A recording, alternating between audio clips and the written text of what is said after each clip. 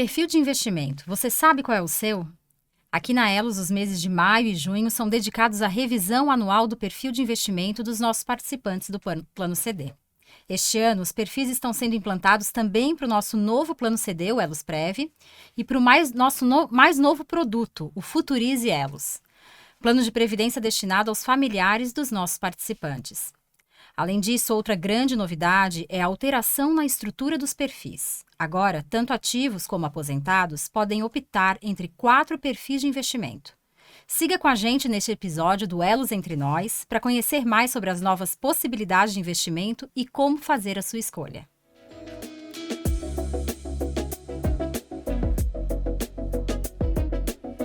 Olá! Estamos hoje aqui com um time de peso para falar sobre perfis de investimento. Este ano, com uma nova estrutura de perfis aqui na Elos, que é resultado de um movimento legítimo dos nossos participantes aposentados ou prestes a se aposentar, que pleiteavam por uma opção de perfil com características um pouco mais arrojadas. E também fruto de um processo amplo de estudos da nossa área de investimento, comitê, diretoria e parceiros, na busca por uma estrutura que atendesse às expectativas de todos os nossos participantes e mantendo a segurança e o foco nos investimentos de longo prazo, principais características de um produto de previdência complementar. Bom, além da apresentação aqui dos nossos convidados, eu queria falar rapidamente como é que a gente estruturou esse episódio do podcast, né? A gente estruturou em 2 blocos de conversa, vai ser um bate-papo. No primeiro, focado em como ocorrem as decisões de investimentos aqui na Elos, a estrutura de governança, responsabilidades, como se fosse o backstage da nossa área de investimentos. E na sequência, a gente vai falar um pouco dessa alteração na estrutura, como era e como vai ficar os novos perfis a partir de julho.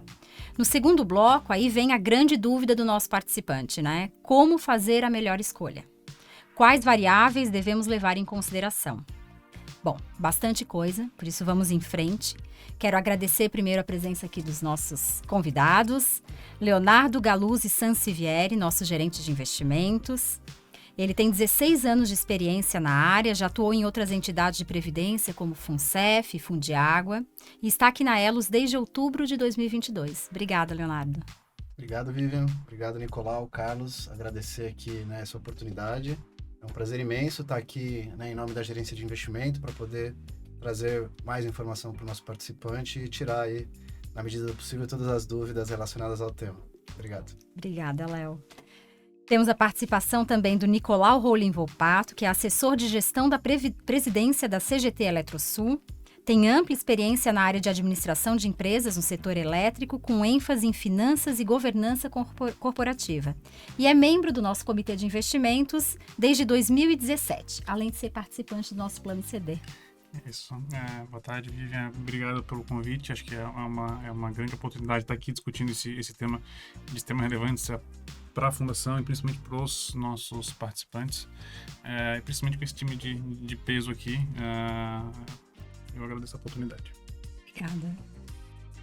Por fim, não menos importante, estamos aqui com Carlos Henrique Winter Farias, do nosso time de analistas de investimento. Bom, apesar da pouca idade, né, Carlos, já é especialista em investimento, certificado pela Ambima.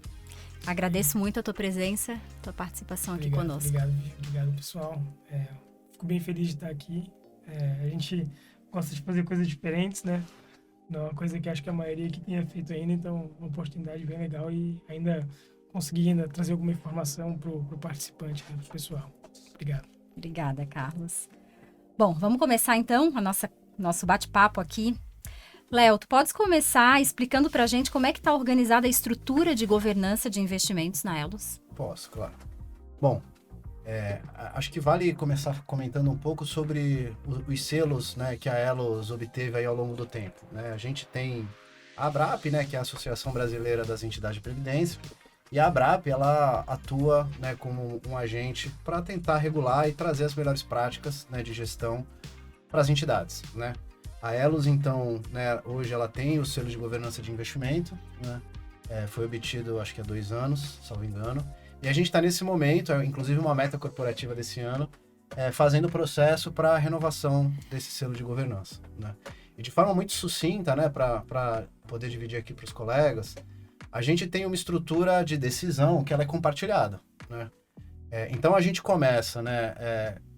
Quem são os agentes? Eu acho que é importante falar. Gerência de investimento com seus técnicos. Dentro da entidade a gente tem o comitê de investimento, que tem os participantes, né? Como o Nicolau, né? E todos os assuntos, quando a gente vai tomar uma decisão de investimento, perpassa ali pela decisão da diretoria executiva, que é um órgão colegiado, e em alguns casos do conselho deliberativo.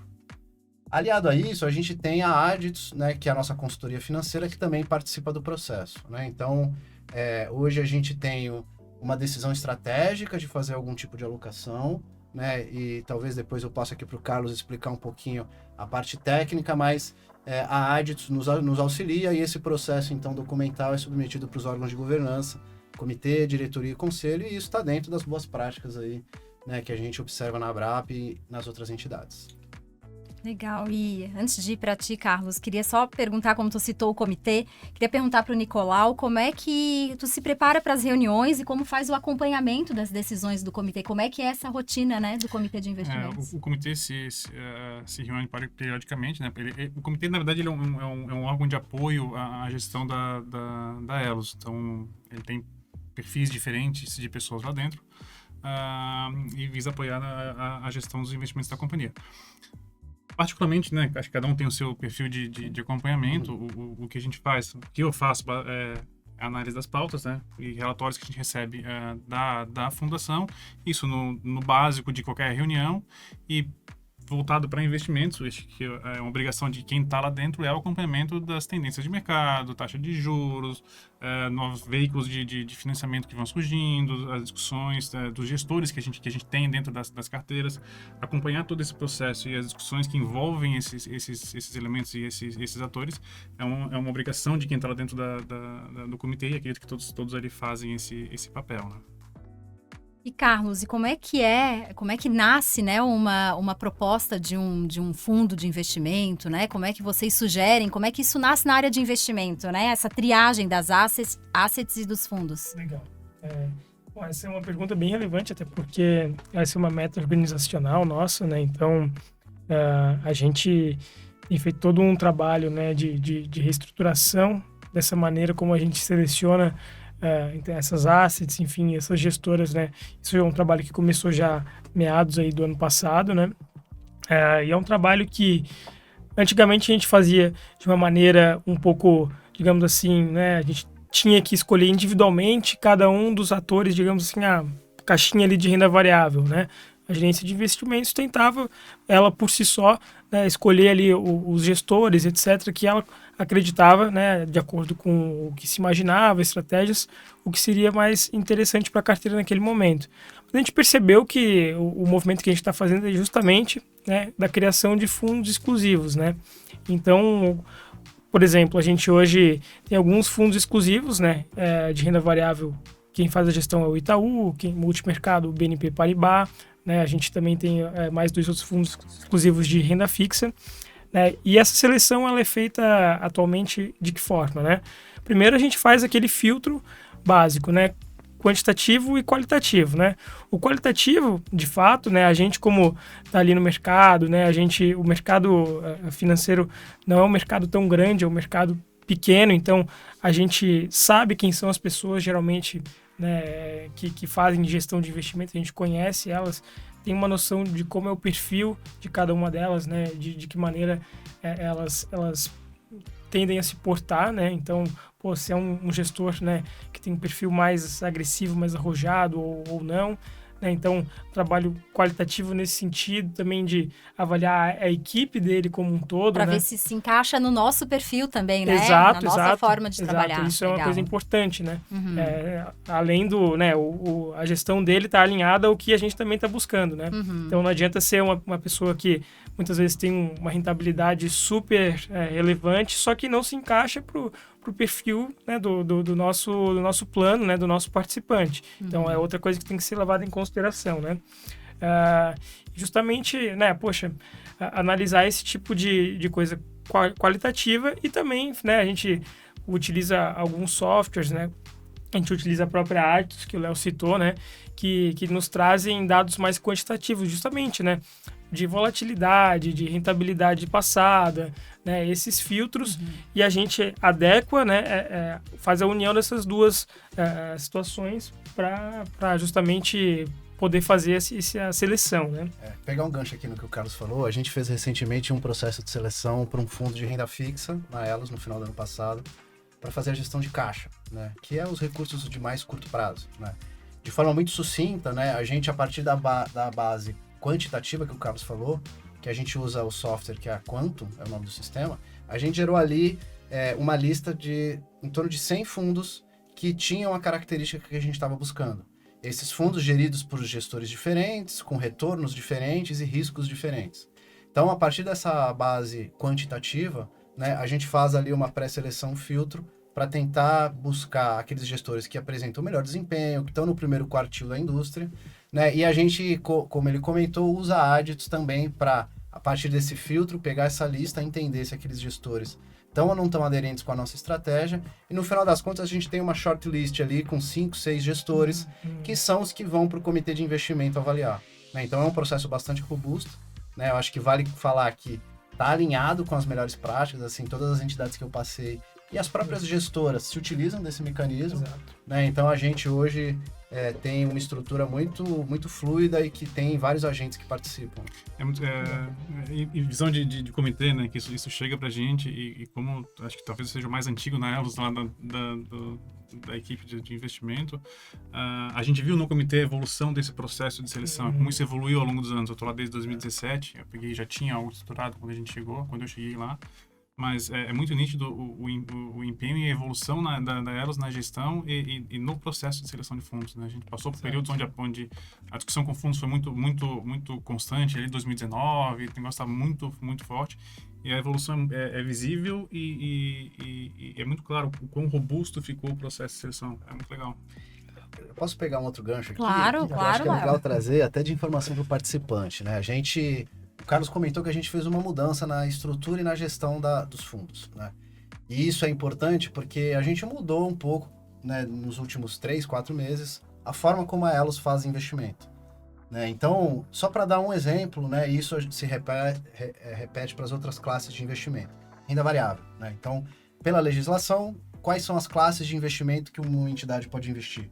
Renda variável, renda fixa, exterior, estruturado, FIPS e imóveis. Eu acho que basicamente são essas as classes. E quando a gente olhava a renda variável, até o final do ano passado, a gente tinha 12 fundos de renda variável que tinham 12 gestores diferentes, que tinham características diferentes, taxa de administração diferente, regulamento diferente. E, né, a gente deve imaginar que isso traz um nível de complexidade muito grande para a gestão. Nós não temos equipe para falar todo mês com cada um desses 12 gestores. E eu estou falando só da estratégia de renda variável.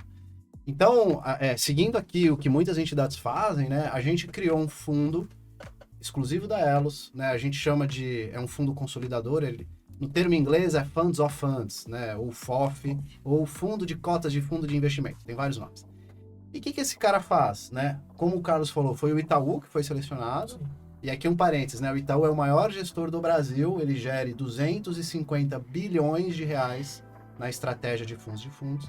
E o Itaú, então, ele passa a ser o gestor de um veículo único, todos os planos de benefício compram cotas desse fundo, e esse fundo, quem vai escolher os gestores que vão compor a carteira de renda variável.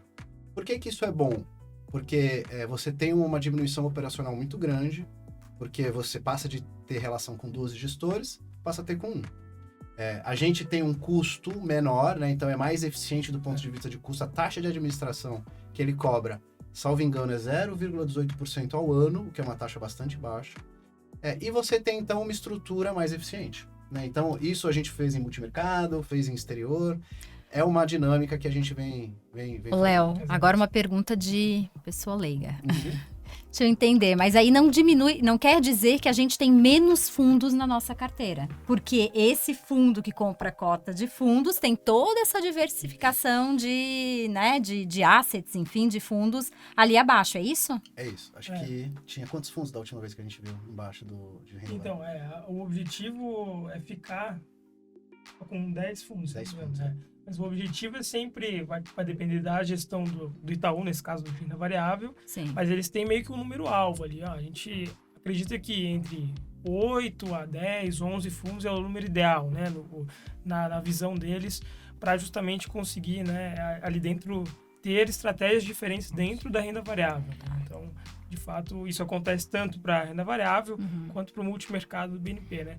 A renda fixa tem uma dinâmica um pouco diferente que a gente pode abordar, mas no multimercado e a renda variável funciona dessa maneira. Eles continuam tendo alguns outros fundos ali dentro. Tá, perfeito. Bom, entendi como é que é o processo de escolha e eu sei que depois da escolha tem o acompanhamento, né? E aí tem um termo que a gente escuta muito lá na Elos, a tal da due diligence. Como é que é feito esse acompanhamento, também em parceria com o comitê? Qual é a rotina de acompanhamento de performance? Eu vou começar falando e depois eu passo para o Nicolau aqui. A gente, inclusive, essa semana vai soltar o relatório de avaliação dos gestores do ano passado, né? Acabou atrasando um pouquinho, mas o fato é que o relatório vai sair. E esse relatório ele foi estruturado numa dinâmica técnica muito semelhante do processo de seleção. Tem a parte qualitativa, onde a gente, né, entra em contato com os gestores por meio de um questionário, com algumas perguntas padrão para todo mundo, né, e a parte qualitativa, onde a gente vê o desempenho desse fundo comparado com o benchmark, que esse fundo, que benchmark é o índice de referência. Né? Tá, perfeito. Para eu saber se aquele gestor entregou ou não entregou o retorno que ele deveria ter entregado conforme previsto no regulamento. Então, esse relatório ele vai sair, inclusive vai para o comitê em breve, na próxima reunião. Mas, assim, a gente tem, Vivian, acho que algumas interações que são legais, assim, né? Reuniões periódicas com os gestores, todo mês a gente tem reunião com os gestores para entender o que está acontecendo. Os gestores, eles têm que mandar para a gente relatórios periódicos com o desempenho, isso a gente vai arquivando. A gente fez um movimento recente de trazer a gestora para falar com o comitê e com o conselho, que foi um movimento também bastante legal. Então, o acompanhamento, ele faz parte da nossa rotina, né, da gerência de investimento, e ele é um bocado de ações que a gente vai executando ao longo do tempo. Isso é um trabalho bem de parceria, legal, assim, essa interação do comitê com o time de investimentos ali da fundação. Eles, de fato, fazem, a gente tem os relatórios, recebe os relatórios, e com base na experiência dos membros do comitê, que, como eu falei, tem perfis diferentes ali dentro, cada um com sua vivência, mas daí a importância deles acompanharem todas as condições, a evolução das condições de mercado, né, a taxa de juros, ou o que quer que seja, para fazer os questionamentos na hora da reunião do comitê, que a gente vai acompanhar os resultados, né, dos investimentos e vai questionar. Gente, esse gestor aqui não está entregando, né, naquilo que a gente esperava ou naquilo que a gente acordou. Aí a gente questiona o pessoal do time de investimento. Conversaram com ele, né, perguntaram o que está acontecendo, a posição dele mudou, né, a estratégia dele mudou, o que aconteceu? E aí temos o reporte, né? E eventualmente, nem aconteceu, de trazer os gestores para conversar com o próprio comitê, que é algo muito legal, que aproxima muito do gestor e o comitê consegue observar com mais clareza como funciona a cabeça daquele gestor, né? O que é muito legal. E acho que tem também os encontros, né? Assim, tem vários encontros que a gente faz, né? Então tem, isso, né? Acho que vale... Isso é interessante, assim, né? A gente tem uma agenda já pré-programada, então... Né, com cada time de gestão, né, dos fundos exclusivos. Então, mensalmente a gente senta com eles, né, conversa, né, e aí entende justamente, né, qual era a visão deles, tanto de mercado, né, o que a gente estava vendo, como o Nicolau comentou, sobre a taxa de juros, né, sobre, qual que é a expectativa, né, para a economia, né, o que eles estão enxergando disso, e também as posições táticas que eles vão tomando ali dentro do nosso fundo exclusivo, né. Então, por exemplo, eles chegam, né, em determinado mês a gente, reduzimos a exposição em tal fundo que nós tínhamos lá dentro, porque a gente, né, em conversa com esse gestor, também entendeu que talvez não fizesse sentido, né, a nossa equipe de gestão talvez não viu que era o mais interessante para a meta que a gente está perseguindo aqui dentro, então reduzimos o investimento neste fundo aqui, alocamos um pouco mais aqui, né, e justamente a gente vai entendendo como é que funciona essas posições táticas, né, de trocas e etc. dentro ali do fundo, né, e isso fica muito claro também para depois a gente conseguir explicar para o participante ou, enfim, para o comitê, né, o porquê dessas trocas. Então, é muito bom porque é enriquecedor para nós também. A gente também sempre tem um aprendizado, porque, querendo ou não, né, ele tá lá no meio, né, da Faria Lima, digamos assim, né, com esse pessoal conversando assim com gente de muito alto nível, né, o tempo todo. E esse conhecimento transborda aqui para nós, né? E isso, poxa, é sempre legal, assim. Todo mês, então, a gente tem uma vivência legal. Só fazer um comentário que eu acho que é legal falar, assim, né? Porque às vezes o participante, poxa, às vezes deve pensar assim, pô, mas o meu plano esse mês não foi tão bom, né? Caramba, a rentabilidade ficou abaixo. Assim, diferentemente dos investimentos que a gente tem na pessoa física, né? No meu banco, né? O Nicolau no dele, você no seu. Uma entidade, né, por gerir muito recurso, ela não deve, não pode, né, e até falando de conceitos técnicos, né, fazer um movimento brusco de saque de um dinheiro por conta de um desempenho de 1 mês, 2 meses, 6 meses, até 1 ano. Nós, né, na área de investimento, e a gente fala muito isso lá dentro, assim, precisa ter uma cabeça de longo prazo. A gente não tá para gerir dinheiro, é óbvio que a gente vai perseguir o retorno, sempre. Mas eu não posso ter uma lente só para ver 1 ano, 2 anos. A gente faz gestão para 10, 15, 20, 30, 100 anos. Né? Os modelos que a gente roda de alocação, eles consideram projeções para 50 anos, 40 anos. Então, isso é importante falar, porque às vezes um gestor que apresentou um desempenho ruim num determinado momento, por uma decisão errada, que acontece, mas quando você olha uma janela maior, um histórico de 2, 3, 4, 5 anos, o desempenho é bom. Sim. Né? Então, é importante falar isso porque às vezes a gente recebe questionamento de participante. Ah, poxa, esse fundo foi ruim esse mês. Tá, mas e o período todo? O cara tá 10, 15 anos com a gente. É muito legal. E isso teve recentemente, né?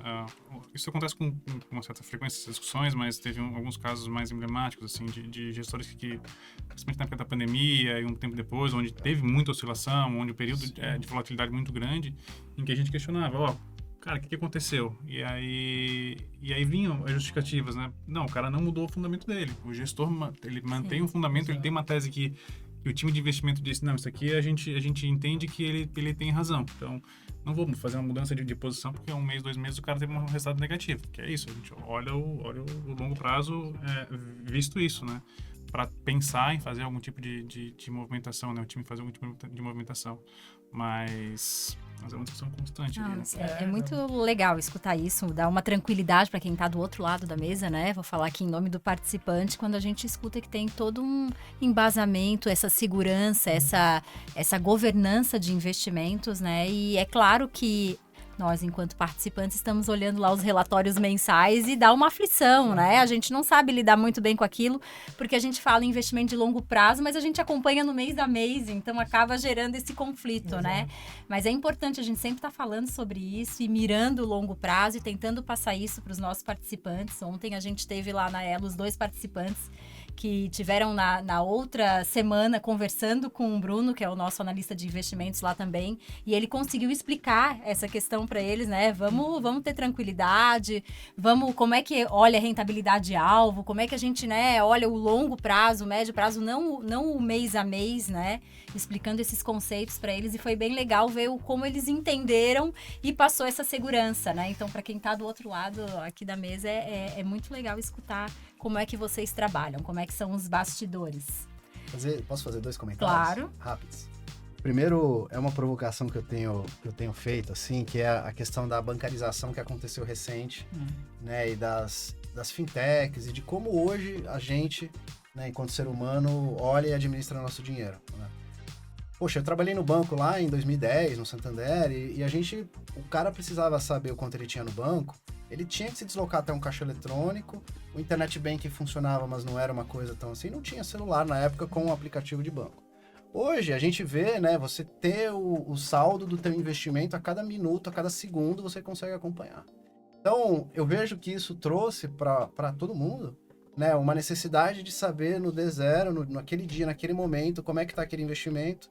Isso muitas vezes pode fazer com que te exija tomar alguma decisão, ou você acha que tem que tomar alguma decisão. Tirar o dinheiro, colocar mais dinheiro, nossa, meu Deus, o que está acontecendo? Só que essa dinâmica, ela não se aplica para a gestão de recursos de previdência complementar, né? Assim, é óbvio que a gente tem que acompanhar. Mas essa coisa no D0, no online, eu quero ver agora, ela talvez não se aplique, porque você está mirando um investimento para 10, 15, 20 anos. Né? Então, atrapalha o resultado no longo prazo, né? Se a gente ficar fazendo esses movimentos curtos. Acho que vale aí eu fazer um comentário, aproveitando então um gancho teu. uma coisa que é bem interessante, né? Sobre isso que você falou, Vivian, de a gente ficar toda hora tentando, poxa, agora o cenário tá assim, agora o cenário tá assim, e ficar toda hora fazendo esses movimentos é uma coisa que geralmente prejudica muito, né? Não tô falando agora só de investimentos em previdência, mas investimentos no geral. Prejudica muito a nossa rentabilidade dos investimentos, porque a gente fica falando, tentando fazer o que a gente chama de market timing, né? Acertar o momento.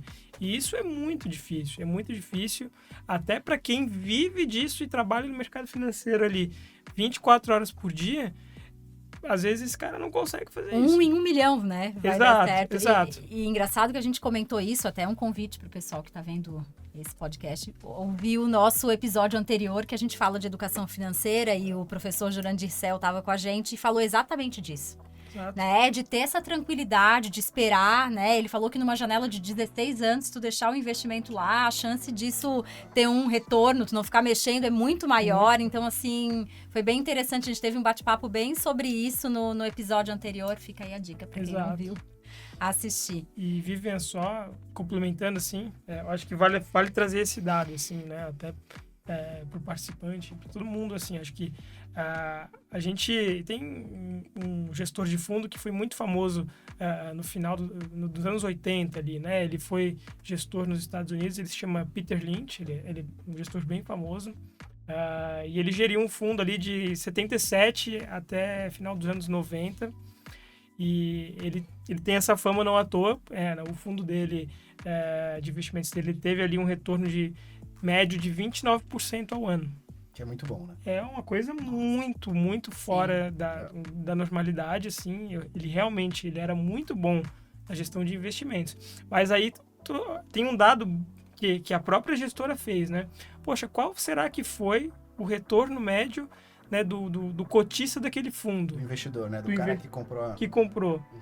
E se descobriu que o retorno, na média, o cara que teve cotas desse fundo, ele teve um desempenho negativo. E como é que você pensa? Como que acontece isso num fundo que, na média, deu 29% ao ano?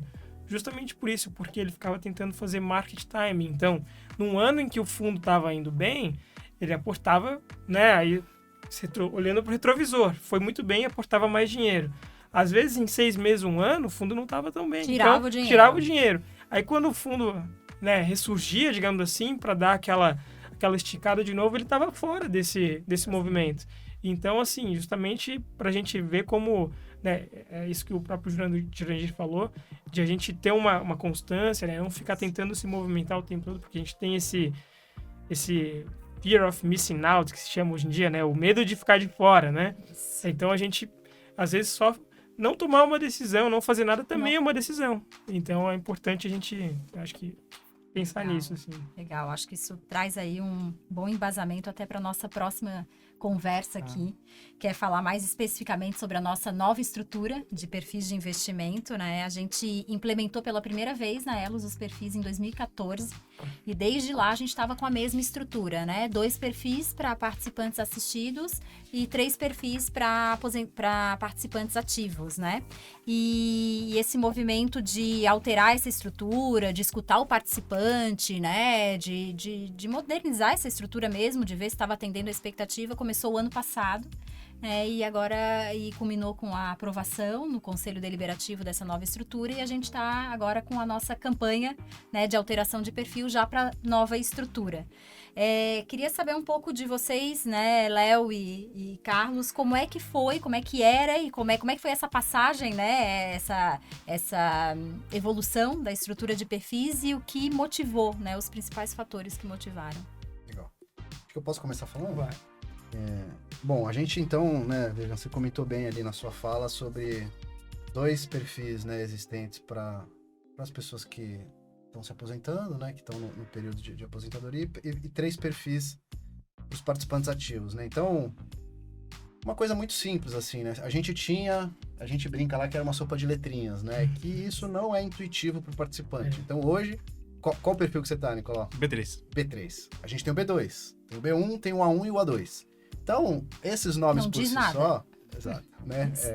Então, pode ser um item relativamente simples de se pensar, mas a gente tinha muita dúvida de participante de que o nome do perfil não dava, né, a noção do que de fato esse perfil comprava e realmente, né, a mudança ela trouxe nomes mais modernos e já vou, né, trazer aqui, o pessoal já sabe, a gente tem hoje então o protetor, o equilibrado, o dinâmico e o visionário, nessa ordem, porque o protetor é o fundo, né, na verdade o perfil que tem menos risco, né, que só investe em renda fixa, e o visionário, que é o quarto perfil, é o perfil que tem mais alocação, né, em classes mais voláteis. Mas então, essa então foi uma primeira dor que a gente tentou atacar. Vamos trazer nomes que falem exatamente o que aquilo significa. A outra questão que eu acho que vale, né, é o fato de, e talvez conecte com outro podcast, né, onde a gente sabe que as pessoas estão vivendo mais, né? Pessoas estão se aposentando, né, sei lá, ao torno de 60, 70 anos, mas vão viver 30, né, talvez chegar nos 100 anos, né? Falam que a nossa geração vai chegar nos 100. E isso era uma dor porque talvez o cara que está se aposentando, ele não queria ter o dinheiro dele mais conservador do ponto de vista de alocação, né? Ou ser 100% renda fixa. Ele queria sim ter 30%, 40% talvez, em classes como renda variável, como exterior, estruturado. E nessa aprovação que a gente fez no conselho em dezembro, que passou no comitê também, né? A gente tirou então essa amarra onde o participante, né, aposentado só pode investir no A1 e no A2. Não. Né, considerando ali o teste de suitability, que acho que depois, né, a gente pode falar um pouquinho, ele, dentro da característica dele, ele vai poder escolher qualquer perfil, né? É óbvio que tem que ser uma coisa bem estruturada, né? Então a gente tirou essa regra que tinha antigamente, né? E por último, acho que não menos importante, a gente criou um perfil novo, né? O visionário, ele é um perfil que ele tem aproximadamente 48%, né? Eu acho, da alocação dele é prevista em classes mais voláteis. Poxa, o que são classes mais voláteis? Renda variável, exterior, estruturado e FIPS, que são as classes que a legislação permite e que trazem ali, né, uma possibilidade de ganho maior, mas com um risco maior. Então, o visionário, ele tem essa característica. Hoje, o B3, que é o nosso perfil mais arrojado, ele tem só até 28%, eu acho, da carteira nessas classes. O que isso significa? Puxa, pela teoria, o cara mais jovem, que tem mais tempo de contribuição, e quanto mais tempo ele tem, né, mais suscetível a correr riscos ele vai poder capturar um perfil mais arrojado, que tende, pela teoria de novo, a trazer mais retorno no futuro. E essa estrutura de perfis, ela é a mesma para o plano CD, para o Elos Prev, que é o novo plano CD, e para o Futurize, que é o nosso novo plano instituído para os familiares, né? A mesma estrutura, exatamente. Sim. Com as mesmas alocações. Exato, isso eu acho que é importante, né? Então, a gente trouxe essa padronização, né? Tanto dos perfis, então fica mais fácil para o participante, né? Desde os nomes, a padronização também entre planos diferentes, quanto também no que a gente conversou anteriormente, né? Na padronização dos fundos de fundos que a gente falou. Fazer a gestão, a administração. Exato. Então, o participante ele tem a certeza, né, que tá todo mundo ali meio que, poxa, seguindo aquela diligência, né, todos os fundos que estão ali dentro, claro, das suas devidas proporções, passaram por uma diligência forte, e aí há essa padronização, né, que é importante, eu acho que facilita muito na hora da tomada de decisão, né. Acho que é um ponto legal de conver de que se soma ao que o Léo comentou, de esse processo de modernização da Elos, né? Ele vem evoluindo. Isso é bem claro um processo de adequação à realidade atual em que a Elos está inserida. Exato. Então, a gente fala em idade, né? É isso, o cara hoje, a expectativa, a média de vida do brasileiro, não falo nem Santa Catarina, o brasileiro que atinge 60 anos é viver mais 20. Isso na média do Brasil. Aqui deve ser maior ainda, né? Então, vai bem mais longe. E a gente soma isso à educação financeira. O acesso à informação tá muito forte, né? Então, as pessoas têm muito mais acesso e estão chegando numa idade de aposentadoria com conhecimento de investimentos muito maior. Então, era uma demanda que a gente tinha, que a gente recebia como membro de um comitê, então a gente batia com as pessoas no corredor, né? Que a gente brinca. no corredor e ele falava, cara, mas eu não quero ficar num plano travado, eu entendo de investimento, né? Eu acho que eu me enquadro num perfil diferente. E a gente não tinha opção. Então, isso foi um processo de trazer os investimentos, né, os perfis e trazer a Elos para essa nova realidade que a gente tem, né, de pessoas que vivem mais e muito mais instruídas quando se fala em investimentos. Né? Bom, vocês já tocaram um pouco na questão de classes de ativos, né? A gente consegue explicar rapidamente, né, para o nosso ouvinte como é que está a composição de carteira de cada perfil?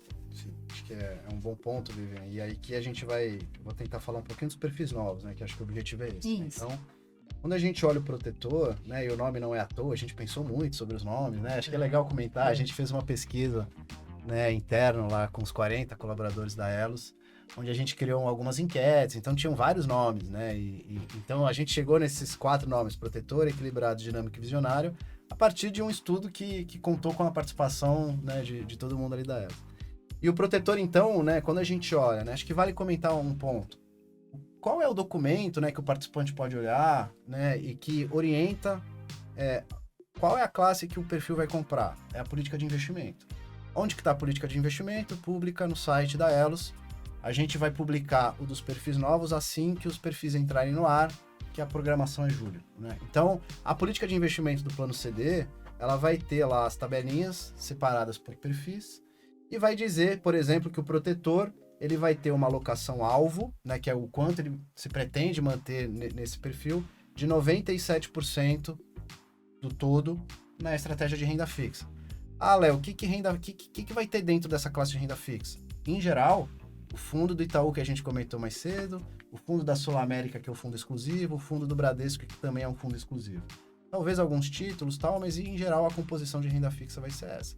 Todos os perfis dos 3 planos CDs vão ter a mesma estrutura, ou praticamente a mesma estrutura, né? Quando eu falo do perfil equilibrado... O protetor é só renda fixa, né? Protetor é só renda fixa. Perfeito. Quando a gente traz o perfil equilibrado, ele tem, né, como alocação-alvo até 87% em renda fixa. Quais fundos ele vai comprar? Os mesmos do protetor. Fundo do Itaú, fundo do Sul América, fundo do Bradesco. E algum outro título ali, caso seja necessário. E até 10% na classe de estruturado, né? Qual que hoje é o fundo estruturado? Do BNP. Fundo do BNP. O que esse fundo do BNP compra? Outros fundos do setor multimercado estruturado. Né? Então, eu tô deixando de lado, tá? Acho que vale falar o percentual de empréstimo, porque a gente na política de investimento tem que prever ali o quanto eventualmente pode vir de empréstimo. O perfil dinâmico, então, né, pra gente avançar aqui, ele tem uma estrutura um pouco mais arrojada, né? Então, ele vai ter ali, né, uma parcela de renda fixa, né? Mas ele vai ter no segmento estruturado, né, em torno de 13%, no segmento de exterior em torno de 5%, né, e ele tem uma parcela de renda variável, salvo engano, de 10%. 10%. Né, exato. Então, quando você soma isso, que eu chamei de classes voláteis mais cedo, né, você tem, então, exterior, renda variável, estruturado, que somam ali em torno de 20 e poucos % de alocação. Onde que vai estar o resto? Em renda fixa. Né, nas mesmas estruturas de fundo dos outros perfis. Né? Só um parênteses. Essa classe de estruturados, pode explicar um pouquinho pra gente? Quer falar? Vamos lá. O estruturado, né, ele é uma classe que a gente, muitas vezes, o estruturado é um pouco mais amplo, mas muitas vezes a gente conhece também por multimercado, né? Então... Ou no exterior, hedge funds, né? Ou hedge funds, exato. Então, essa classe, né, o renda, por exemplo, um fundo de renda variável é muito claro no que ele faz, né? Ele investe em ações, basicamente, né? Bem simploriamente, digamos assim. O multimercado ou estruturado, ele vai investir em juros, em moedas, então em ações. Ele tem uma liberdade muito grande para lá dentro do fundo fazer uma gestão, né, de acordo com o que aquele gestor está enxergando do mercado. Se ele olha, por exemplo, né, e ele vê, poxa, esse momento aqui, né, a Selic está muito alta, né, eu não vejo que, por exemplo, ações não está tão legal agora, mas eu quero apostar na moeda do país Y contra a moeda do país Z, ou na taxa de juros que vai subir num país da Europa. Ele pode fazer, ele tem muita essa liberdade. Então, é uma classe mais ampla, né? Por isso que na nossa política também dá uma limitação ali para essa classe, né? Não... E é um ponto legal que você trouxe, Vivian, porque o estruturado, quando a gente olha tecnicamente falando nos estudos, ele é uma classe que tem menos volatilidade, a metade, salvo engano, do que renda variável. Então, o que é volatilidade, né? É um nível de risco que a gente usa no mercado financeiro para saber o quanto aquele fundo vai ter de variação, né, ao longo de um determinado período, e quanto menor o índice, né, menos arriscado, né, a alocação é. Quanto maior o índice, mais arriscado. Então, quando a gente olha a volatilidade do multimercado estruturado versus o renda variável, ele é mais tranquilo, assim, ele tem menos volatilidade. Por isso que o perfil, o equilibrado, ele tem 10% de multimercado, não de renda variável, porque renda variável é mais arriscado quando a gente olha a medida de risco do que a classe de multimercado. Entendi. E acho que o último ali é o visionário, né? Quer falar um pouquinho? Não, pode falar. Legal. O visionário, Vivi, a gente tem 51% dessa alocação alvo em renda fixa. O que vai comprar? Itaú, Bradesco, Sul América e talvez um pouquinho de título. Né? 20% em renda variável. O que ele vai comprar? O FOF de renda variável do Itaú. 17% em estruturado. Nesse primeiro momento, esses 17% é no fundo, no FOF do BNP Paribas, que a gente já falou. Certo. E até 9% na classe exterior, né? Que hoje também é um veículo que é gerido por uma gestora inglesa. Schroders, né? Schroders, né? Então, assim, tem uma pergunta que eu acho que vale falar, por último, e aí eu passo a bola aqui para os colegas, que é, poxa, mas como é que você chegou nesse número? Né? Por que 20, 15? Eu acho que é legal falar, né? E a gente não tirou esse número da cartola, assim. Existe um estudo técnico, né, que a gente se utiliza da Adits, que é a consultoria financeira, e para planos CDs, o nome desse estudo é Fronteira Eficiente. O que a Fronteira Eficiente faz ali? Tem um conceito por trás de um grande, né, teórico aqui do segmento de investimento, que é Markowitz. Ele faz um estudo olhando o risco versus o retorno de fundos. Ele coloca tudo numa conta e cospe ali no modelo qual é a alocação mais ótima que vai me trazer o maior retorno com o menor risco. Entendi. Por isso que esse modelo ele faz isso para cada uma dessas classes, né? Então, essas alocações, a gente rodou no ano passado, foram 48 estudos com a Adits para chegar nesse número, né? E aí, a partir daí, então, a gente construiu a política de investimento, construiu a reestruturação dos fundos, para chegar agora aqui no mês de junho, maio, e estar oferecendo para os participantes essa estrutura mais moderna de perfil. Legal.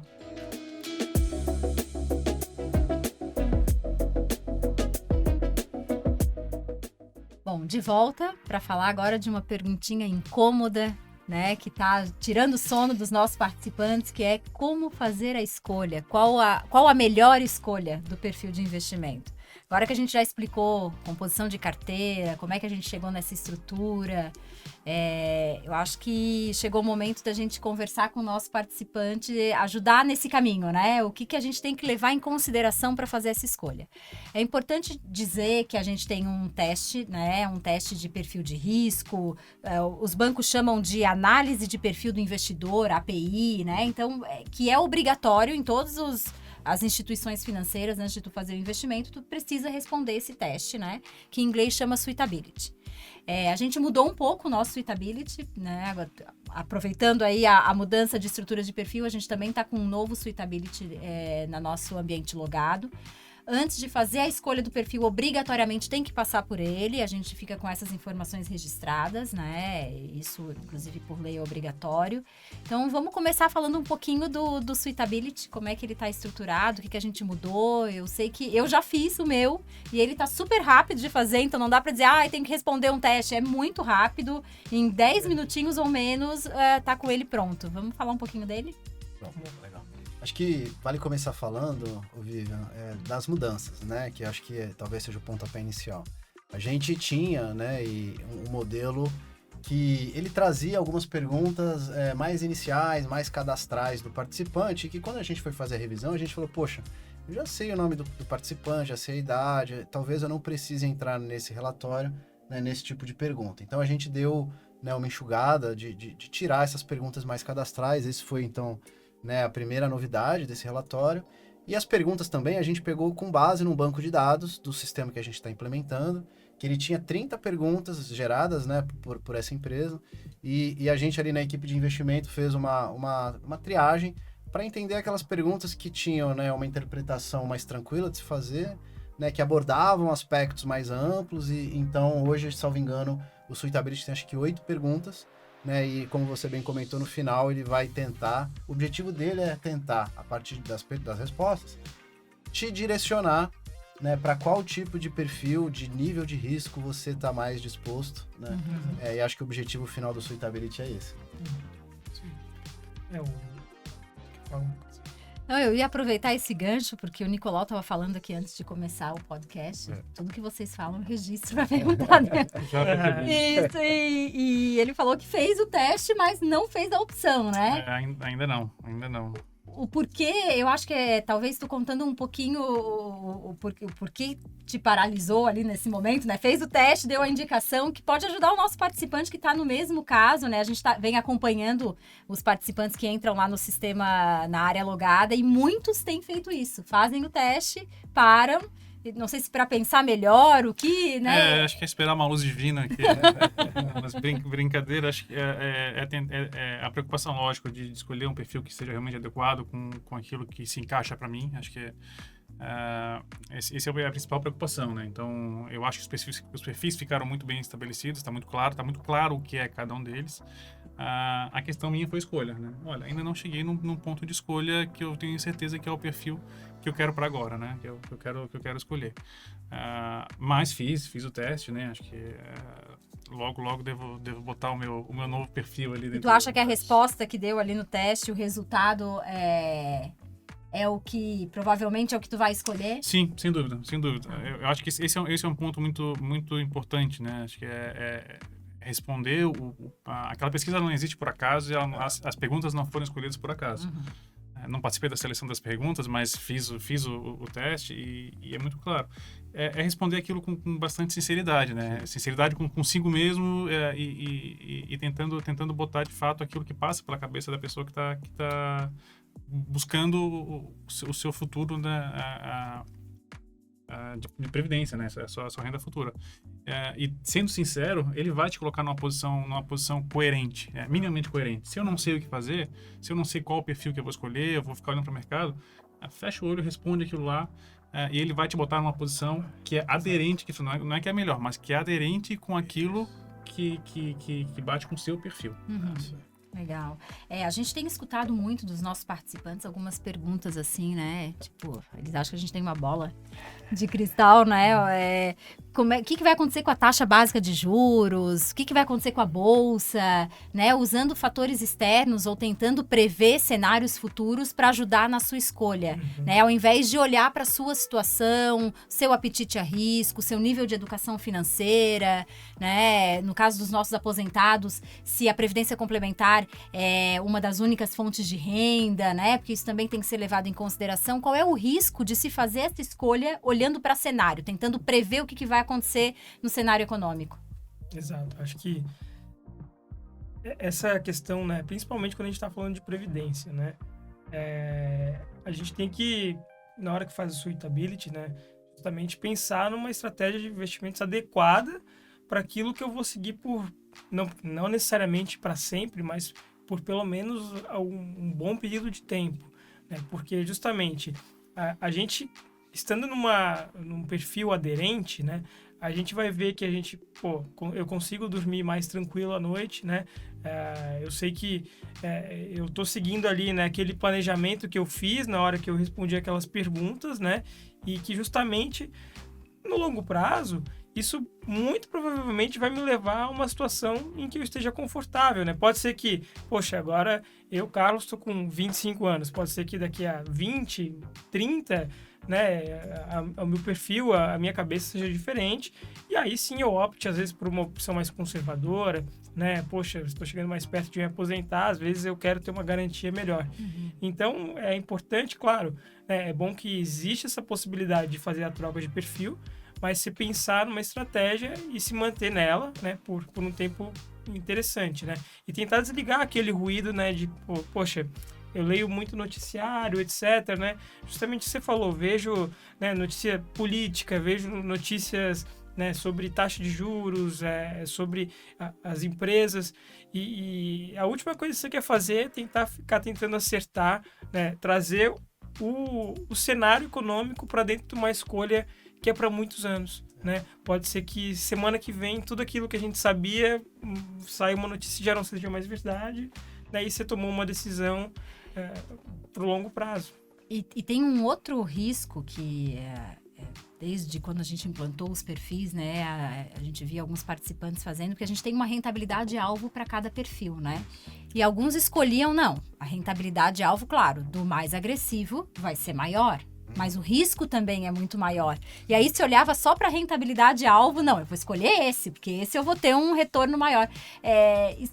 Se vocês podem explicar para a gente, né, aqui pro lado de cada mesa, para os participantes, esse conceito de rentabilidade-alvo e de volatilidade, até para a gente olhar para todo esse material de comunicação e entender melhor, né? Legal, esse é um bom ponto e conecta com o que a gente falou, né, no bloco passado sobre o teste, né, o estudo que a Agitus fez para a gente, né, que é o estudo de fronteira eficiente, né, porque o resultado do estudo de fronteira eficiente é justamente a partir da amostra de fundos que eu tenho, né, considerando premissas futuras, e aqui eu vou abrir um parênteses, né, eu não sou economista, mas assim, durante muito tempo analisei modelos e a gente sabe que se tem uma coisa que não vai se confirmar no modelo, talvez é a premissa que você colocou lá dos próximos 2, 3, 4, 5, 6 anos. Né? Porque é um cenário incerto, né? A gente não consegue saber qual que vai ser o dólar em 2032. A gente pode tem ferramentas para tentar ajustar. Eu estou dizendo isso porque o estudo de fronteira eficiente, então, ele considera dentro do modelo premissas futuras que podem e muito provavelmente não vão se confirmar. Mas elas são as melhores opções possíveis para se rodar aquele modelo.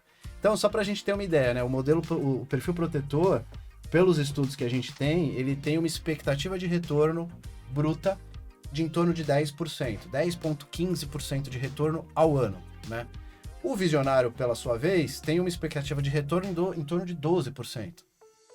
Quando eu olho o lado da volatilidade, né, o perfil protetor tem uma volatilidade estimada em 0,68, enquanto que o visionário tem uma volatilidade de 5,35. É 6 vezes, 7 vezes maior, né, do que o perfil protetor. E isso conecta com aquele assunto que é a volatilidade, o quanto aquilo vai trazer de variação ao longo do tempo. Ô, Léo, volatilidade e risco são diretamente ligados? Eu diria que sim. A volatilidade é uma medida que a gente usa para fazer análise de risco. Existem outras, né? Então você tem drawdown, você tem outros tipos. Outros tipos de ferramental, né? De ferramental, mas a vol é um dado ali, que é uma conta matemática, né? Isso. Ele pega ali o retorno. É o desvio padrão ali da média ali, né, que ele tá. Então, ele basicamente é ver quanto ele desvia, né, como o nome diz, o desvio padrão. Então, se ele varia muito ou se ele varia pouco, então a volatilidade é mais baixa. Então, eu posso ter 12 de retorno, mas eu posso ter 12 de perda. Exato. 12%... O visionário está com em torno de 5,35. Ele não está totalmente conectado a uma possibilidade de perda, assim, ao quanto aquilo vai variar ao longo do tempo. O Rafael, o diretor, ele traz um comentário que é interessante, que ele fala assim, se você olhar a sua cota e você vê que variou, sei lá, 10% para baixo, você vai conseguir dormir? Aquilo vai te fazer com que você deixe de, sei lá, de ir no supermercado comprar alguma coisa que você gosta de comer? Se a resposta for sim, talvez você tenha que estar num perfil que seja mais conservador. Você não vai abrir teu extrato, você não vai ter essa surpresa. Você tem uma previsibilidade maior. Se a resposta for não, é óbvio, eu estou simplificando, né, pessoal? Sim, tem que fazer o suitability para saber o teste, né? Mas então talvez você tenha ali mais aptidão a risco, é o que a gente fala. Sim. Eu acho que nesse sentido, às vezes, vale mais a pena a gente começar testando...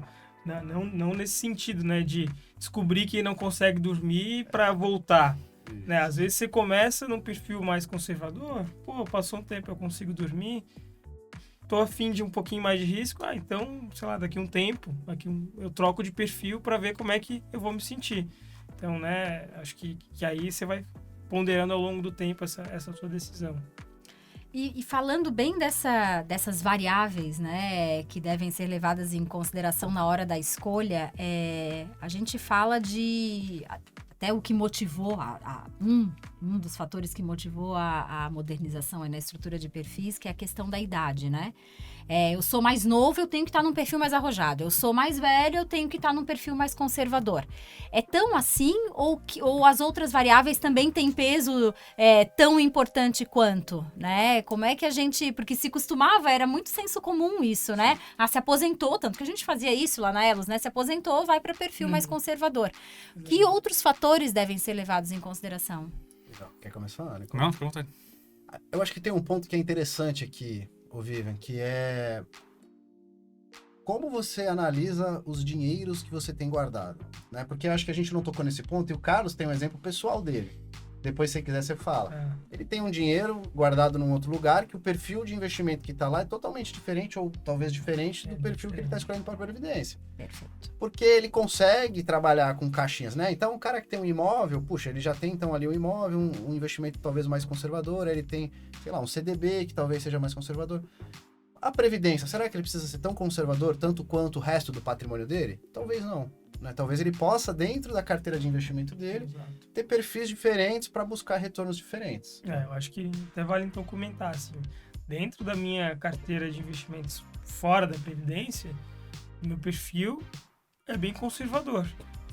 Mas eu, na Previdência, optei por ter um perfil muito mais arrojado, né?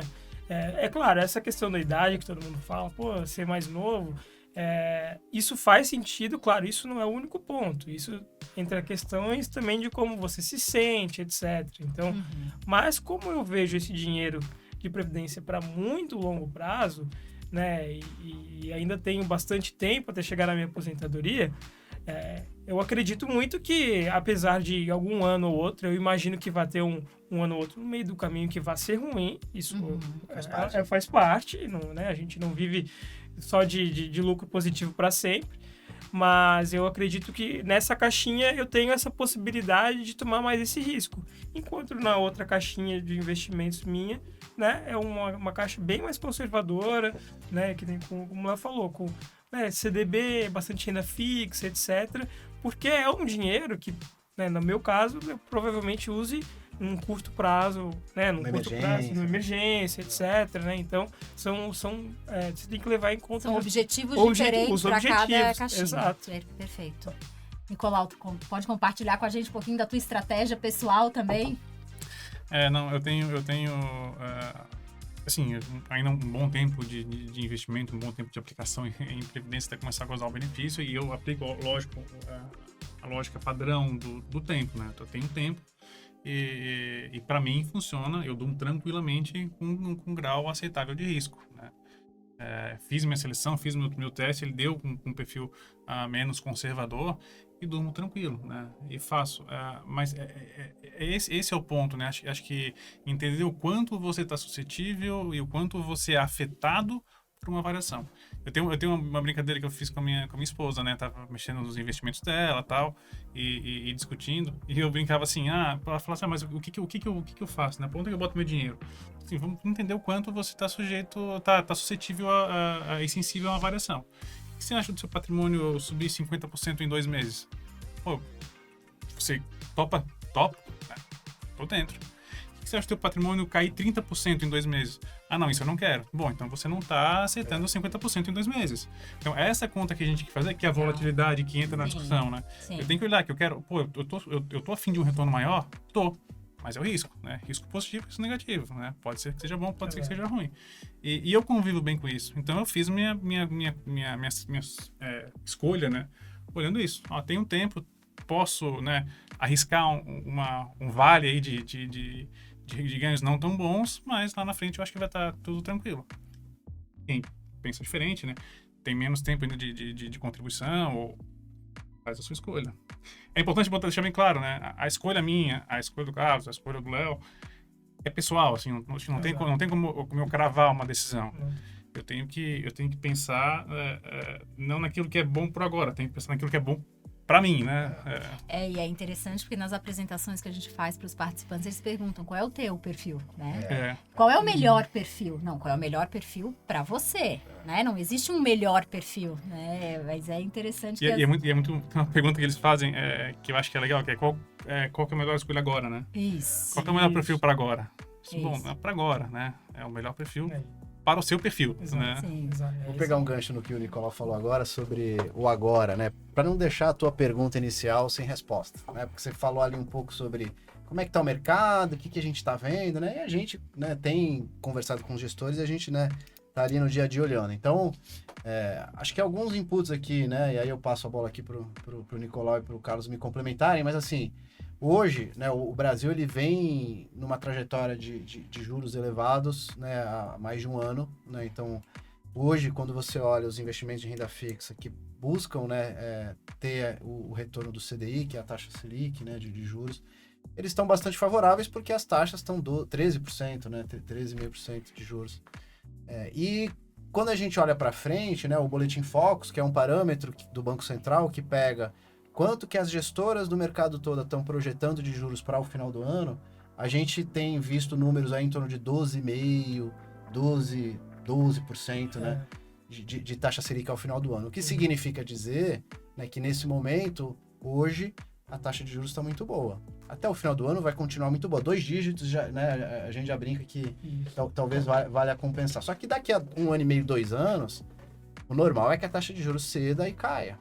Quando isso acontece, os segmentos mais arriscados, a renda variável, multimercado, exterior, eles tendem a trazer o retorno maior, né? Então, acho que esse é um primeiro ponto. E a Bolsa, né, Carlos, acho que você pode falar nos últimos dias aí, trouxe uma alta interessante. Né? Foi. Então, a gente, né, o que a gente costuma ver é essa questão das expectativas, né? Então, o que a gente acompanha e o que meio que dita, né, tanto a Bolsa, o principal ali, digamos assim, termômetro dos investimentos é justamente a taxa de juros.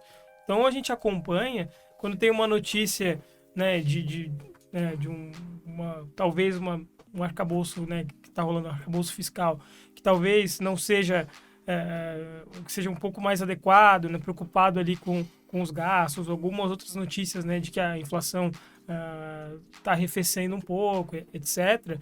Então a gente vê que os juros futuros, né, que é uma coisa que a gente pode olhar na Bolsa, que é justamente as expectativas que a gente tem para os juros aí em 2025, 2027, em 2029, a curva ela já começou a suavizar, a cair, né? Então, justamente indicando, né, que, ao que parece, né, a situação não é tão ruim, que a gente tem uma previsão de que as coisas estão melhorando aos poucos, e com isso, claro, a Bolsa vive de expectativa, né? E principalmente expectativa de curto prazo. Então, acontecendo esse fator, né, que foi muito rápido, de um mês para outro, a Bolsa teve uma subida expressiva aí nos últimos tempos, né? O último mês, principalmente, foi um mês interessante para a Bolsa. Bom, até falando um pouco dos nossos produtos, né? A gente falou de nova estrutura de perfis, né? Que hoje está no plano CD, no novo plano CD, que é o Elusprev, e no Futurize, né? Aproveitar aqui um pouquinho do espaço do programa para falar do nosso novo produto que está saindo do forninho agora, né?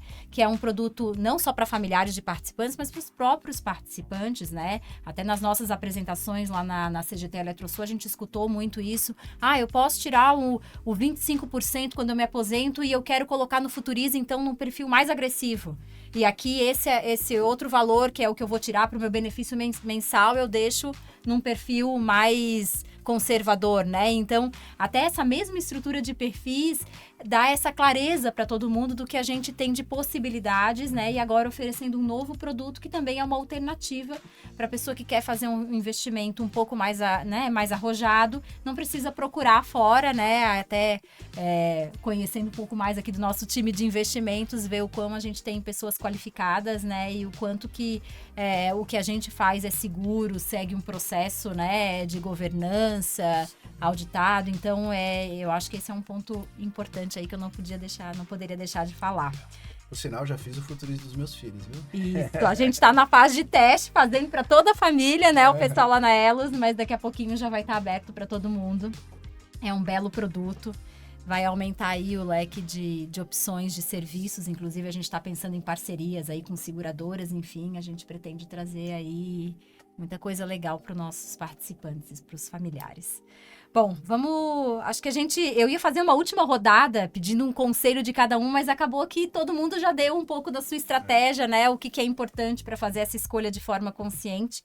Então, eu queria aproveitar esse tempinho aqui no final para lembrar que a gente prorrogou a nossa campanha de perfil de investimento até o dia 30 de junho, levando principalmente em consideração isso, né? Não é só uma simples revisão, é uma mudança de estrutura. Então, para dar oportunidade de todo mundo entrar, fazer o teste e escolher o seu perfil até o dia 30, tá lá no nosso ambiente logado, né? Entrando no nosso site, seu login e senha. Claro que se a pessoa não fizer, a gente tem aí um plano B, né? Então tem aí uma migração automática para um perfil correspondente, tá? Isso tá lá no nosso site. O pessoal do Elos Prev, que nunca teve perfil, se não fizer a opção, vai para o perfil protetor, tá? Que é o mais conservador. Mas é importante que todo mundo entre lá, leia o nosso material, né? A gente tem um material explicativo na página de perfis. Se tiverem dúvidas, entrarem em contato com a gente. Nosso time de investimentos está lá. Semana passada atendeu o pessoal lá presencialmente, né? Então a gente está à disposição. Pretendemos fazer aí ao longo de junho, né, um evento presencial lá na Eletrosul, um bate-papo para tirar dúvidas, né, um plantão de atendimento. Então nosso intuito é estar bem próximo de todo mundo, né? Até queria parabenizar o nosso time aí de investimentos que tem feito muitas ações, nos ajudado muito no material de educação financeira, né, que a gente tem trabalhado com o nosso público. Mas esse é o convite para que façam aí a sua escolha até o dia 30, porque é importante, né, o seu futuro. Sim. Obrigada, Nicolau. Obrigado, Vivi. Acho que, né, de novo, né, muito importante essa discussão. Esse canal é muito importante, né? As informações aqui fluem, a gente tem comentado, fluem de uma forma mais tranquila, numa linguagem bem acessível para todo mundo, a conseguir fazer a sua escolha de forma a mais consciente possível, né? Acho que esse é a importância, e acho que esse canal aqui ele vai contribuir. Espero ter contribuído, e agradeço aí o time que está com a gente. Com certeza. Obrigada, Léo. Obrigado, Vivian. Agradecer, né, mais uma vez aqui também o Carlos e o Nicolau que estiveram com a gente, né? Assim, a Elos vem passando por muitas transformações, né? Esse podcast aqui é uma delas, né? A gente conseguir se conectar com os participantes de uma forma mais clara, mais fluida. Eu acho que a gente está no caminho certo e, né, passar para o participante que do lado do investimento, né, a gente dá toda a tranquilidade de que as coisas são feitas, né, com processos organizados, estruturados, com gestoras renomadas no mercado, né, e toda a decisão ela é embasada do ponto de vista técnico, né? Então acho que isso é um recado. Entre lá, faça o seu teste, porque a gente está nesse processo de mudança. Isso aí. Então também agradecer a todo mundo. Acho que ficou bem resumido aí para o pessoal conseguir tomar uma decisão mais acertada, né? E é isso aí. Agradeço também a participação. Tô feliz aí de ter contribuído um pouquinho. Obrigada, Carlos. É isso, agradeço aos nossos ouvintes, né? Até o próximo episódio do Elos Entre Nós, e o futuro começa agora.